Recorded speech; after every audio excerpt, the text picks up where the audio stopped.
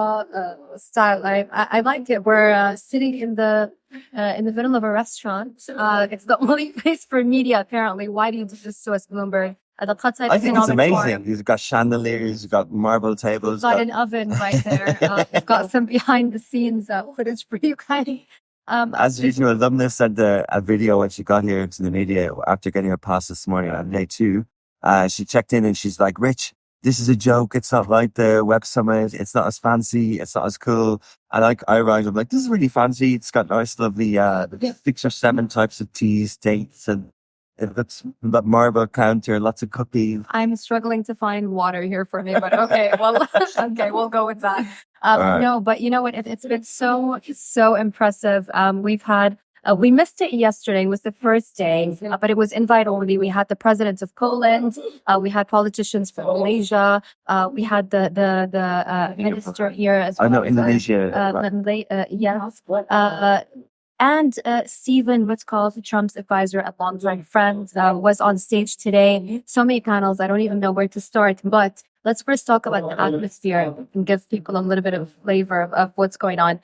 It's very exciting. The panels are really, really insightful. Loads of the nice thing is I saw Will Ahmed, by the way. We're really trying to cover a lot lately because he's an American Egyptian founder and we're doing in health tech. It's doing really well. And because you're a huge fan, aren't you? I don't use it, but I'm just trying to I just think this region needs more heroes. Like in football, you've got an Egyptian king playing in Liverpool that we often talk about. Then why aren't we talking about the step conference? Ray Dargan just announced that they were launching in San Francisco. So their first one outside of the region. They did one in Pakistan. They wanted to started in Dubai for 10 years. And when I discussed it with him, he was saying I'm like, are you going to do it for Arabs? He said, well, I'm actually going to go for immigrants because immigrants, that's going to be their real target audience, in America. And I just think it's really important. It's like that startups and founders that get that recognition. So it's good that he's here as well. Absolutely. You know what would be great as well for us to be able to cover that properly in a proper place, but it feels very different to the Web Summit. It's not as properly organized, I would say, but still very exciting. So I saw Will Ahmed just pass by me in the lobby. I went outside as well, kind of try and look for you. And I saw Stephen Witkoff, and that was the one of the last panels that I attended. And he said overregulation kills markets, and he was criticizing New York, and he was praising Qatar and praising the GCC. And you just saw that as well with the Qatar Investment Authority and TWC. Katie Koch was there in the panel as well, and she said it's not enough now just to take the sovereign wealth funds money. We now have to invest back, and they also want to be partners. So that kind of seems to be the overarching theme, I would say here. Yeah, it is an economic forum. So Davos is obviously a renowned economic forum. This one is running a few years. I think it's the second year. Could be wrong. Should have done my research. But it's powered by Bloomberg, and media companies and business media companies do events like this. Bloomberg do one in Singapore. Semaphore now are getting into a lot of these events. So media companies partnering with entities to run events become more popular, and going through the list of impressive individuals, political and businesses. It is at a higher level. It is more Davos-y than sort of, hey, I'm going to pitch my business sort of thing. Absolutely. And the brilliant thing about it is the access, right? You're waiting outside for your car. You bump into Stephen Witkoff, for example. This guy's getting a lot of attention. Yeah, I mean, he's really, he doesned mince his words. Yeah. Let's just put it that way. But one other thing that I have to highlight, the Mohammed Swedi from Qatar Investment Authority, Qatar's sovereign wealth fund, of course. He sat on stage and he was asked this question. He said, "Do you feel you have more negotiating power now that funding from the West is drying up?" And he said, "Absolutely." And it was such a cool scene to kind of see him there, sipping on his water, and said, absolutely, we have more negotiating power. We've got the power. And yesterday, billionaire Citadel founder Ken Griffin slammed their US president saying that their hikes on tariffs on Chinese EVs are part of incoherent economic strategy. So global issues are being discussed here. There are 1,000 delegates expected to come over these 3 days. The theme this year is a world remade, navigating the year of uncertainty. A lot of people talk about how many the percentage of the global population that are going to the polls this year. Something like 53% or something like that. Many of whom already have. So there's a lot of things going on here. And our particular interest is to look at the Gulf and look at things like you just said, the sovereign wealth funds, the economic growth, the GDP growth in this region.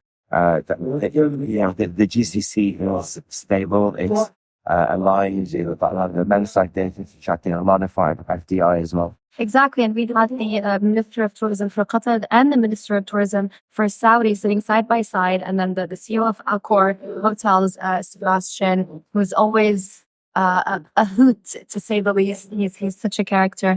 And they did a panel together. And the Minister of Tourism for Saudi said, it's lovely to be sitting here next to Qatar. We're going to have the unified GCC visa. We're going to attract a lot of people. But again, there seems to be this theme of, we're not focusing just on the US right now. When asked what markets he was looking to attract, it was Japan, China, Europe, and middle class India. And then Sebastian also said the GCC is going to be the biggest beneficiary of the rise of middle class India when it comes to tourism. So that's fascinating, isn't it? 1.2 billion people, and he thinks they're going to come to the Middle East and the Gulf in particular. It's interesting. So we're kind of we're after day 2. So tomorrow the session starts at 10 a.m. The first speaker is Omar Ali Ansari. He's the Secretary General of Qatar Research and Development Innovation. And you've got lots of things going on throughout the day. And your favorite, well, Ahmed as well, at 11 o'clock. And your favorite, some American political consulting guy that I've liked, even though you've named him 3 times, I can't remember who he is.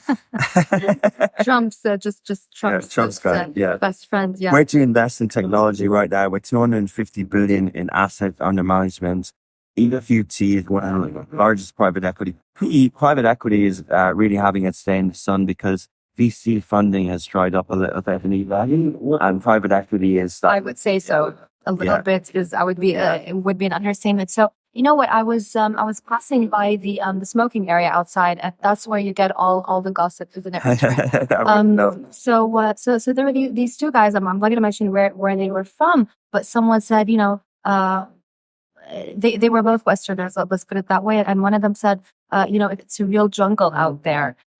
Funding is drying up. Everyone is coming here to the region. It's back to the good old days, we're being sarcastic, back to corruption, back to bribery. They said it's going backward almost. It was really... That's a bit hard. It is a bit hard. Talking about the West, you mean? Oh, the West is going backward. The West. That's what they were saying. That's what I'm saying. There really is a theme. Okay. Here. Right. And tomorrow as well, like after Will Ahmed, and they're talking about AI. So he's on a panel with the co-founder of B Capital and another founder of Incepto Technology. They've got an AI panel. After that, there's a panel called Venture into Disruption. Noor Swaid is on it from Global Ventures. Is such a good speaker always. Yeah, it's amazing that she's here. They've been doing really well in their investments. And someone who I've always looked up to exclusively is Jeffrey Katzelberg, who had kind of a failure with Quibi, but in the media sector, he's now founding partner of Wonder Co as well. Mm-hmm. And yeah, it's good to be here. It's good to see what people are talking about, and it's nice stuff. As a trained journalist, tell everyone what's been spoken in the spoken areas. Yeah. No, but also there's going to be a real estate forum that was announced today as well in one of the panels. So Qatar is obviously, and he talked about it a little bit on one of the panels with Stephen Witkoff. 4th time. Here we go. 4th time. It's 9 minutes 44 seconds. I'm trying to do my job here. Okay, no worries. But I mean he. You do your job and keep it together, and anyways, when you've got an annoying pest of a co-host. Just get me through this day, Lord. Anyways, Qatar is they had mentioned on stage Qatari officials that Qatar may have seemed slow in its progress, and be it events, be it development. He said we wanted to take everyone's criticism in mind and kind of move slower at a more long term pace. So that's what they're doing. But apparently, Yeah, that was kind of that panel of after the World Cup and say what's happening next. Yeah. Vision of the state, basically. that was the one after that, and then just a little bit of a not really gossip, but just my point of view. Right after that, they had someone from IMI Redburn Capital. Gary Cardinale, yeah. Yes, but that whole it was kind of funny because that whole panel was the only non-diverse, extremely white panel. We've got Jay Cardinale, Brandon Gardner from Rain, Greg Lemaku from MDS Partners. Amanda Chevry was supposed to be on it. Was she not on it? So she's She was. Oh, She was. but okay, but you meant white, as in nothing, because she's a female. No, I meant just completely. It was the first all white panel. Okay, It just stood out because all the other panels were very diverse, and diversity has been a theme in today's event. Did you see Todd Bowley? He's that American guy who owns Chelsea. Yeah. Listen to that one. No, I did not listen to that one actually. He's been a big controversial on how he approached that Chelsea acquisition. They're trying to turn it around a little bit now. Okay. Yeah. You know, one really annoying thing I would say, which the web summit also did so much better. After almost every talk and panel, they had Q&As, and they had separate kind of conflict that allowed journalists to ask questions, and here nothing, absolutely nothing, no Q&As whatsoever. So that was Bloomberg have the access. I don't think Smashi Business are getting the access. Bloomberg. I mean, at least offer us. Should we show them the behind the scenes of where we are sitting? I think I'm not. impressed. I'm impressed. That is not. Not impressive. And It's very impressive. Beautiful sea outside. Quite stunning. Everything's at least gold the here. view Not is lying. nice. At least the view is nice.